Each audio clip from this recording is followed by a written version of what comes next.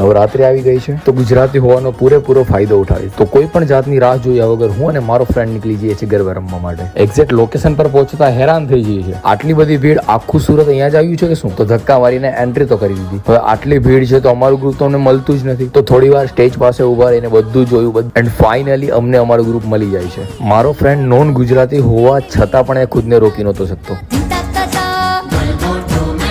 Time is right now garba રમવાનું.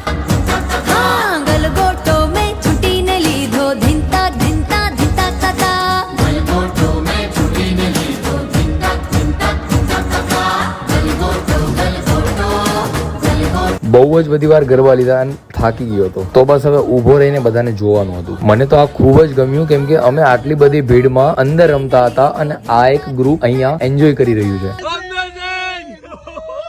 And finally ઘરે પહોંચ્યા. ફ્રેન્ડ પાસે થોડી તો મહેનત કરાવી દીધી. આજ માટે બસ